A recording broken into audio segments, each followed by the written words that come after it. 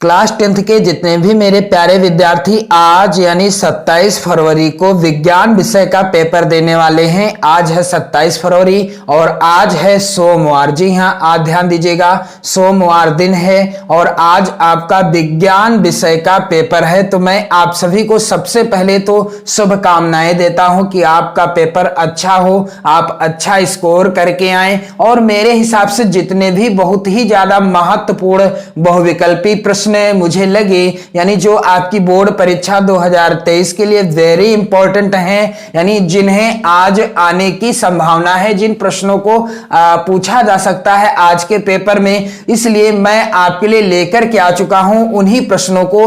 कुल यहां पर मैं आपको बताऊंगा 55 प्लस प्रश्न। जी हां, ध्यान दीजिएगा, 55 बहुविकल्पी प्रश्न बताने वाला हूं इस वीडियो में। तो वीडियो को कंप्लीट देखिएगा, एक भी प्रश्न मिस मत कीजिएगा और वीडियो को जरूर शेयर कर देना।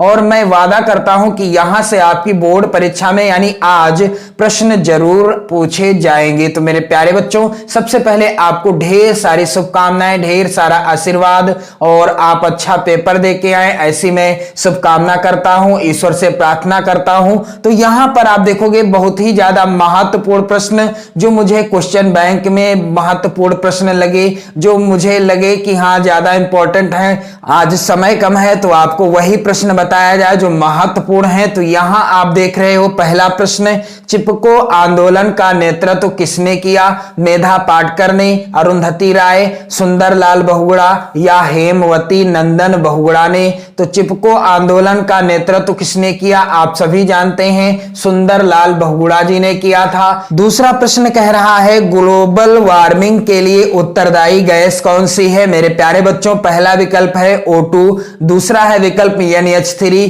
तीसरा विकल्प है CO2 और तीसरे के बाद चौथा है N2। तो यहां पर राइट आंसर क्या होगा? ग्लोबल वार्मिंग के लिए कौन सी गैस जो है उत्तरदायी है? ग्लोबल वार्मिंग के लिए CO2 गैस जो है उत्तरदायी है। अगला प्रश्न कह रहा है कार्य करने की क्षमता को कहते हैं, क्या कहते हैं? बल कहते हैं, शक्ति कहते हैं, ऊर्जा कहते हैं या ईंधन कहते हैं? तो कार्य करने की क्षमता को क्या कहा जाता है? आप देखोगे इसका आंसर क्या होगा मेरे प्यारे बच्चों? कार्य करने की क्षमता को कहते हैं क्या?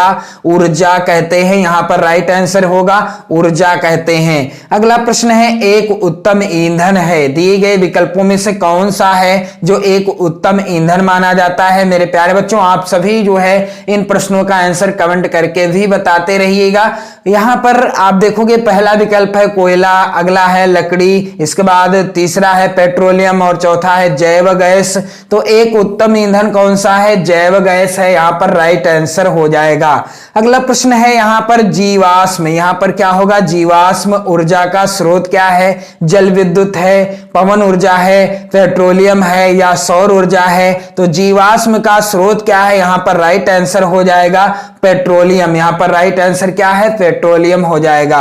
अगला प्रश्न है यहां पर मेरे प्यारे बच्चों विद्युत चुंबकीय प्रेरण की खोज किसने की थी? यहां पर राइट आंसर क्या होगा? पहला है विकल्प फैराडे ने, दूसरा है मैक्सवेल ने, तीसरा है फ्लेमिंग ने और चौथा है एम्पियर ने। तो यहां पर आप देखोगे कि विद्युत चुंबकीय प्रेरण की खोज किसने की थी? इसका राइट आंसर क्या होगा? फैराडे ने। किसने खोज की थी विद्युत चुंबकीय प्रेरण की? फैराडे ने की थी। अगला प्रश्न है एक गतिमान आवेश उत्पन्न करता है, क्या उत्पन्न करता है? केवल चुंबकीय क्षेत्र, केवल विद्युत क्षेत्र, चुंबकीय व विद्युत क्षेत्र दोनों, या फिर उपर्युक्त में से कोई नहीं? तो यहां पर ध्यान दीजिएगा आप सभी लोग, एक गतिमान आवेश उत्पन्न करता है, चुंबकीय व विद्युत क्षेत्र दोनों उत्पन्न करता है। अगला प्रश्न वेरी इंपॉर्टेंट है और यह जो है 2 बार बोर्ड परीक्षा में आया है। कह रहा है विद्युत मोटर में रूपांतरण होता है या वैद्युत मोटर परिवर्तित करता है? क्या रूपांतरण होता है या क्या परिवर्तित करता है? पहला विकल्प है रासायनिक ऊर्जा का विद्युत ऊर्जा में, विद्युत ऊर्जा का यांत्रिक ऊर्जा में और विद्युत ऊर्जा का प्रकाश ऊर्जा में। इसके बाद चौथा विकल्प है विद्युत ऊर्जा का रासायनिक ऊर्जा में। तो राइट आंसर क्या है, विद्युत मोटर में रूपांतरण होता है विद्युत ऊर्जा का यांत्रिक ऊर्जा में। इसके बाद मेरे प्यारे बच्चों यहां पर आप ध्यान दीजिएगा, अगला प्रश्न है वेरी इंपॉर्टेंट है, चुंबकीय क्षेत्र की तीव्रता का मात्रक क्या है। यहां पर पहला विकल्प है टेस्ला, दूसरा ओम, तीसरा एम्पियर, चौथा वोल्ट एम्पियर। तो चुंबकीय क्षेत्र की तीव्रता का मात्रक क्या है, इसका राइट आंसर क्या होगा, टेस्ला हो जाएगा। अगला प्रश्न है किसका दृष्टि क्षेत्र सबसे अधिक होता है। यहां पर आप देखोगे पहला विकल्प समतल दर्पण, दूसरा उत्तल दर्पण, तीसरा अवतल दर्पण और चौथा उत्तल लेंस। तो किसका दृष्टि क्षेत्र जो है अधिक होता है, इसका राइट आंसर क्या होगा मेरे प्यारे बच्चों, उत्तल लेंस का। किसका, उत्तल लेंस का। अगला प्रश्न है यहां पर आप देख रहे हो मानव नेत्र में उपस्थित लेंस है कौन सा। मानव नेत्र में कौन सा लेंस उपस्थित रहता है, पहला है उत्तल, दूसरा है अवतल, या कोई लेंस नहीं होता, या उत्तल तथा अवतल दोनों होते हैं। तो मानव नेत्र में उपस्थित लेंस कौन सा है, यहां पर आप जो है देखेंगे इसका राइट आंसर क्या है, उत्तल हो जाएगा, पहला विकल्प सही है। यहां पर आप देख लीजिए अगला प्रश्न है प्रिज्म द्वारा विचलन अधिकतम होता है बैंगनी रंग का, हरे रंग का, पीले रंग का या लाल रंग का। तो यहां पर आप देखोगे इसका राइट आंसर प्रिज्म द्वारा विचलन अधिकतम होता है किस रंग का होता है, बैंगनी रंग का होता है। अगला प्रश्न है स्वस्थ नेत्र के लिए दूरबिंदु होता है, पहला विकल्प है अनंत पर, अगला है 1 मीटर पर और तीसरा विकल्प 50 सेंटीमीटर पर या 25 सेंटीमीटर पर। तो स्वस्थ नेत्र के लिए दूरबिंदु होता है, यहां पर राइट आंसर क्या हो जाएगा, 25 सेंटीमीटर पर तो होगा नहीं, यहां पर राइट आंसर है अनंत पर। यहां पर कौन सा विकल्प सही है, पहला विकल्प सही है। अगला प्रश्न है मानव नेत्र में रेटिना पर बनने वाला प्रतिबिंब सीधा होता है परंतु उल्टा दिखाई देता है, उल्टा होता है परंतु सीधा दिखाई देता है, सीधा होता है तथा सीधा दिखाई देता है, उल्टा होता है परंतु सीधा दिखाई देता है। तो यहां पर राइट आंसर क्या होगा कि मानव नेत्र में रेटिना पर बनने वाला प्रतिबिंब जो होता है वह उल्टा होता है परंतु सीधा दिखाई देता है। यहां पर राइट आंसर क्या हो जाएगा, यहां पर दूसरा वाला ऑप्शन सही है, उल्टा होता है परंतु सीधा दिखाई देता है। अगला प्रश्न है निकट दृष्टि दोष से पीड़ित व्यक्ति के लिए प्रयुक्त किया जाता है उत्तल लेंस, उत्तल दर्पण, अवतल दर्पण या अवतल लेंस। तो मैंने आपको बताया था एक ट्रिक कि आप निकट दृष्टि दोष से निपटने के लिए जो लेंस का प्रयोग करेंगे और जो दूर दृष्टि दोष से निपटने के लिए लेंस का प्रयोग किया जाएगा उसे याद करने की ट्रिक। तो यहां पर आप जान लीजिए निकट आ, यहां पर ध्यान दीजिएगा निकट आ यानी निकट दृष्टि दोष में आ यानी अवतल लेंस का प्रयोग किया जाता है और दूर ओ, ये ट्रिक है मैंने आपको बताने का प्रयास भी किया था इसके पहले के वीडियो में। दूर उ यानी दूर दृष्टि दोष में उत्तल लेंस का प्रयोग किया जाता है। तो यहां पर निकट आ यानी निकट आ, ये ट्रिक है, आप समझ जाइए कैसे भी करके। तो यहां पर क्या हो जाएगा, उत्तल लेंस हो जाएगा या अवतल लेंस हो जाएगा। तो निकट आ यानी अवतल लेंस यहां पर राइट आंसर है। अगला प्रश्न है मनुष्य के स्वास्थ्य नेत्र में प्रतिबिंब बनता है रेटिना पर बनता है, रेटिना से आगे या रेटिना के पीछे या अनंत पर। तो मनुष्य के स्वस्थ नेत्र में प्रतिबिंब कहां बनता है, यहां पर आप देखोगे इस प्रश्न का राइट आंसर है रेटिना पर बनता है। अगला प्रश्न है अवतल लेंस एक वस्तु का प्रतिबिंब बनाता है सीधा वास्तविक या बड़ा और सीधा आभासी छोटा, उल्टा वास्तविक छोटा और उल्टा आभासी बड़ा। तो यहां पर राइट आंसर क्या होगा इस प्रश्न का, सीधा आभासी छोटा। राइट आंसर क्या होगा इस प्रश्न का, राइट आंसर है सीधा आभासी छोटा। यहां पर आप देखेंगे दूसरा वाला जो है विकल्प सही हो जाएगा। अगला प्रश्न है यहां पर आकाश का रंग नीला दिखाई देता है, पहला विकल्प है प्रकाश के परावर्तन के कारण, दूसरा है प्रकाश के अपवर्तन के कारण, तीसरा है प्रकाश के प्रकीर्णन के कारण या पूर्ण आंतरिक परावर्तन के कारण। तो आकाश का रंग नीला क्यों दिखाई देता है, इसका राइट आंसर क्या हो जाएगा मेरे प्यारे बच्चों, प्रकाश के प्रकीर्णन के कारण। यहां पर राइट आंसर क्या होगा, किस कारण से आकाश का रंग नीला दिखाई देता है? प्रकाश के प्रकीर्णन के कारण आकाश का रंग जो है नीला दिखाई देता है। अगला प्रश्न, प्रकाश का वेग निम्न में से किस माध्यम में सबसे अधिक होगा? विकल्प पहला है वायु, दूसरा है जल, तीसरा है कांच और चौथा विकल्प है निर्वात। तो निर्वात में प्रकाश का वेग निम्न में से यानी प्रकाश का वेग सबसे ज्यादा यानी किस माध्यम में सबसे अधिक होगा? तो निर्वात में होगा। चंद्रमा से देखने पर, वेरी इंपॉर्टेंट प्रश्न है ये सभी मेरे प्यारे बच्चों। आप वीडियो को जरूर शेयर कर दें अपनी बोर्ड परीक्षा से पहले अपने सभी इष्ट मित्रों में। प्रश्न क्या है, चंद्रमा से देखने पर आकाश दिखाई देता है बैंगनी, नीला, काला या सफेद? तो चंद्रमा से देखने पर आकाश कैसा दिखाई देता है? काला दिखाई देता है। या प्रश्न आ जाए अंतरिक्ष यात्री को आकाश कैसा दिखाई देता है? तो भी उत्तर यही रहेगा यानी काला ही दिखाई देता है। अगला प्रश्न है वेरी इंपॉर्टेंट, कह रहा है केंद्रक का निर्माण होता है। पहला विकल्प है डीएनए से, दूसरा है प्रोटीन से, तीसरा है आरएनए से, चौथा है न्यूक्लियो प्रोटीन से। तो राइट आंसर क्या होगा, केंद्रक का निर्माण होता है न्यूक्लियो प्रोटीन से। अगला प्रश्न है जातियों की उत्पत्ति अर्थात ओरिजिन ऑफ स्पेसीज पुस्तक किसने लिखी? तो यहां पर आप देखोगे पहला विकल्प है डार्विन ने, दूसरा मेंडल ने, तीसरा लेमार्क ने, चौथा है लीनियस ने। तो जातियों की उत्पत्ति नामक पुस्तक किसने लिखी? इसका राइट आंसर क्या हो जाएगा, डार्विन ने लिखी। किसने? डार्विन ने लिखी थी। अगला प्रश्न है मनुष्य में गुणसूत्रों की संख्या क्या होती है? तो मनुष्य में क्या 44 गुणसूत्र होते हैं, 45, 46 या 47? तो इसका राइट आंसर क्या है, मनुष्य में 46 गुणसूत्र होते हैं। अगला प्रश्न है जीन शब्द का प्रयोग सर्वप्रथम किया किसने किया? मेंडल ने किया, जोहानसन ने किया, वीजमान ने किया या एवरी ने किया? तो जीन शब्द का प्रयोग सर्वप्रथम किसने किया? इसका राइट आंसर क्या हो जाएगा, जोहानसन ने किया। राइट आंसर क्या है, जोहानसन ने किया, राइट आंसर है। इसके बाद यहां पर आप देखेंगे अगला वेरी इंपॉर्टेंट प्रश्न मेरे प्यारे बच्चों, पराग नली में नर युग्मक की संख्या होती है, 1 होती है, 2, 3 या 4? तो इसका राइट आंसर क्या होगा मेरे प्यारे बच्चों, पराग नली में क्या है प्रश्न, पराग नली में नर युग्मक की संख्या कितनी होती है? 2 होती है। कितनी? 2 होती है। अगला प्रश्न है निषेचन के बाद फल में बदलता है, क्या बदलता है? निषेचन के बाद जो है फल में क्या बदल जाता है? बाह्यदल, पुंकेसर, अंडाशय या बीजांडासन? तो यहां पर राइट आंसर क्या हो जाएगा, राइट आंसर है कि निषेचन के बाद फल में बदलता है, क्या बदलता है? अंडाशय बदल जाता है। अगला प्रश्न है द्विनिषेचन पाया जाता है सभी जीवों में, सभी पादपों में, आवृतबीजी पौधों में या केवल जलीय पौधों में? तो राइट आंसर क्या होगा इस प्रश्न का कि द्विनिषेचन पाया जाता है।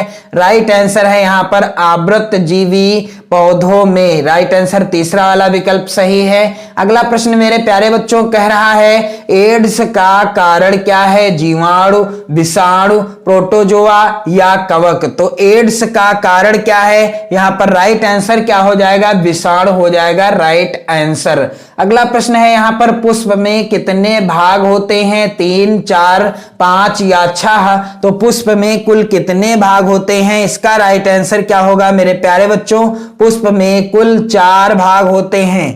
कितने? पुष्प में कुल 4 भाग होते हैं। अगला प्रश्न है निम्न में से पराग कोश में पाए जाते हैं, क्या पाए जाते हैं? बाह्यदल, अंडाशय, परागकण या बीजांड? अगला प्रश्न वेरी इंपॉर्टेंट है, कह रहा है डीएनए पाया जाता है कोशिका द्रव्य में, केंद्रक द्रव्य में, केंद्रिका में या केंद्रक में? तो डीएनए कहां पाया जाता है? केंद्रक में पाया जाता है। यहां पर आप देखोगे चौथा वाला विकल्प सही है। अगला प्रश्न है निम्न में से कौन सा एक मानव में मादा जनन तंत्र का भाग नहीं है? यहां पर विकल्प है, पहला है अंडाशय, दूसरा है गर्भाशय, तीसरा है शुक्रवाहिका और चौथा है डिंब वाहिनी। तो कौन सा है जो मानव में मादा जनतंत्र का भाग नहीं है? तो यहां पर आप देखोगे राइट आंसर क्या होगा इस प्रश्न का? राइट आंसर है शुक्रवाहिका। अगला प्रश्न है मस्तिष्क उत्तरदायी है। मस्तिष्क किस लिए उत्तरदायी है मेरे प्यारे बच्चों? सोचने के लिए, हृदय स्पंदन के लिए, शरीर का संतुलन रखने के लिए, या इनमें से सभी? तो राइट आंसर क्या होगा? इनमें से सभी, क्योंकि हमारा मस्तिष्क सोचने के लिए भी उत्तरदायी है और साथ ही साथ हृदय स्पंदन के लिए भी उत्तरदायी है और शरीर का संतुलन बनाए रखने के लिए भी उत्तरदायी है। अगला वेरी इंपॉर्टेंट प्रश्न है, कह रहा है वृक्कों का कार्य है, क्या कार्य है? श्वसन करना, परिवहन, उत्सर्जन या पाचन? तो वृक्कों का कार्य क्या है? इसका राइट आंसर क्या होगा मेरे प्यारे बच्चों? यहां पर आप ध्यान दीजिए, इस प्रश्न का राइट आंसर है उत्सर्जन। इसके बाद यहां पर आप ध्यान दीजिएगा, अगला प्रश्न प्रश्न संख्या 28 है, वेरी इंपॉर्टेंट है। फेफड़ों से शुद्ध रक्त आता है बाएं अलिंद में, दाएं अलिंद में, बाएं निलय में या दाएं निलय में? तो फेफड़ों से शुद्ध रक्त आता है, कहां से आता है? राइट आंसर क्या होगा इस प्रश्न का? राइट आंसर है बाएं अलिंद में। राइट आंसर क्या है? बाएं अलिंद में, पहला ही विकल्प सही है। अगला प्रश्न है जल में घुलनशील होता है vitamin A, vitamin D, vitamin के या विटामिन सी? तो विटामिन बी और सी यानी बीसी आप याद कर लीजिए, बीसी जल में घुलनशील विटामिन है, बाकी जो है जितने भी विटामिन है ये जल में घुलनशील नहीं है। अगला प्रश्न है, यहां पर आप देखोगे मनुष्य में वृक्क एक तंत्र का भाग है जो संबंधित है पोषण से, श्वसन से, उत्सर्जन से या परिवहन से? तो राइट आंसर क्या होगा कि मनुष्य में वृक्क एक तंत्र का भाग है जो संबंधित है उत्सर्जन से। अगला प्रश्न यहां पर पादपों में जाइलम का कार्य होता है उत्सर्जी वर्ज्य पदार्थों का संवहन, जल का संवहन, भोजन का संवहन या अमीनो अम्ल का संवहन? तो राइट आंसर क्या है? पादपों में जाइलम का कार्य क्या होता है? तो यहां पर आप देखोगे राइट आंसर क्या हो जाएगा? यहां पर इस प्रश्न का राइट आंसर है जल का संवहन। अगला प्रश्न है श्वसन में बाहर निकली वायु में ऑक्सीजन की मात्रा कितनी होती है? तो यहां पर आप देख लीजिए विकल्प है 17%, 21%, 11% या 25%। तो श्वसन में बाहर निकली वायु में ऑक्सीजन कितनी मात्रा में होती है? 17% की मात्रा होती है ऑक्सीजन में जब हम श्वास लेते हैं यानी सांस लेते हैं। अगला प्रश्न है, यहां पर आप देख लीजिए वेरी इंपॉर्टेंट है, आधुनिक आवर्त नियम की प्रतिपादन किसने किया? यानी आधुनिक आवर्त नियम का प्रतिपादन किसने किया? मेंडलीफ ने, न्यूलैंड्स ने, मोसले ने या डोब रेनर ने? तो राइट आंसर क्या होगा इस प्रश्न का? राइट आंसर है मोसले ने किया था। अगला प्रश्न है, यहां पर आप ध्यान दीजिएगा वेरी इंपॉर्टेंट, यूरेनियम है क्षार धातु, अधातु, स्थायी तत्व या अंतः संक्रमण धातु? तो राइट आंसर क्या है? यूरेनियम क्या है इस प्रश्न का? राइट आंसर क्या हो जाएगा मेरे प्यारे बच्चों? यूरेनियम है क्या? अंतः संक्रमण धातु है। अगला प्रश्न वेरी इंपॉर्टेंट है, कह रहा है एथिल एल्कोहल का IUPAC नाम क्या है? मेथेनल है, एथेनल है, एथेनॉल है या प्रोपेनॉल है? तो इसका राइट आंसर क्या होगा मेरे प्यारे बच्चों? यहां पर राइट आंसर हो जाएगा एथेनॉल। प्रयोगशाला में सर्वप्रथम कौन सा कार्बनिक यौगिक प्राप्त किया गया? चीनी, यूरिया, मेथेन या सिरका? तो राइट आंसर क्या है? यूरिया हो जाएगा राइट आंसर।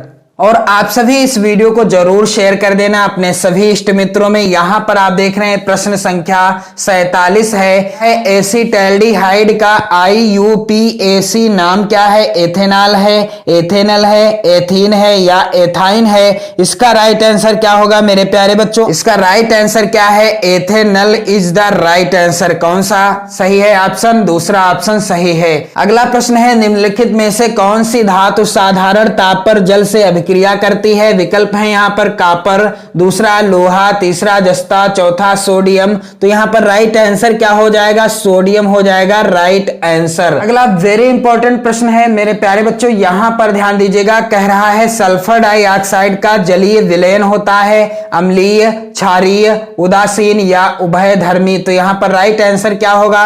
सल्फर डाइऑक्साइड का जलीय विलयन होता है अम्लीय होता है, पहला ही विकल्प सही है। अगला प्रश्न प्रश्न है, जल को जीवाणु रहित बनाने के लिए उपयोगी पदार्थ कौन सा है? धामन सोडा, फिटकरी, बेकिंग सोडा या विरंजक चूर्ण। तो यदि हम जल को जो है जीवाणु रहित बनाना चाहते हैं तो इसके लिए हमें किसका जो है प्रयोग करना पड़ेगा?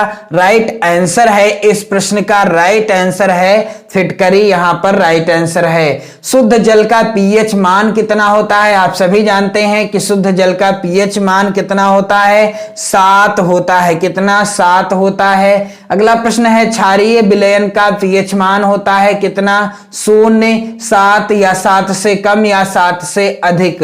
तो यहां पर आप देखेंगे जो है क्षारीय विलयन का पीएच मान होता है कितना होता है? क्षारीय विलयन का पीएच मान 7 से अधिक होता है। अगला प्रश्न वेरी इंपॉर्टेंट है, कह रहा है धामन सोडा की प्रकृति होती है अम्लीय, क्षारीय, उदासीन या इनमें से कोई नहीं। तो धामन सोडा की प्रकृति होती है क्षारीय होती है, यहां पर राइट आंसर हो जाएगा। अगला वेरी इंपॉर्टेंट और इस वीडियो का लास्ट प्रश्न है, पवनों का देश किसे कहा जाता है? स्वीडन, डेनमार्क, भारतवर्ष या अमेरिका। इसका राइट आंसर क्या हो जाएगा मेरे प्यारे बच्चों? डेनमार्क को पवनों का देश कहा जाता है। तो आज के इस वीडियो में मैंने शामिल किए 55 सबसे महत्वपूर्ण बहुविकल्पी प्रश्न, जो कि मुझे लगा कि आपकी बोर्ड परीक्षा में जरूर आएंगे, क्योंकि ये जो है कई बार बोर्ड परीक्षाओं में प्रश्न आते भी रहे हैं। तो वीडियो को जरूर शेयर कर दें अपने सभी इष्ट मित्रों में और अपनी बोर्ड परीक्षा की बेहतर तैयारी कर लें, क्योंकि आज है आपका बोर्ड एग्जाम और आज है विज्ञान विषय का पेपर। मेरी ईश्वर से प्रार्थना है कि आप सभी का पेपर अच्छा हो, आप सभी लोग अच्छा स्कोर करके आओ विज्ञान विषय में। इसके बाद है इंग्लिश और सामाजिक विज्ञान। तो आप लोग सभी लोग पढ़ते रहें, मस्त रहें, स्वस्थ रहें। जय हिंद।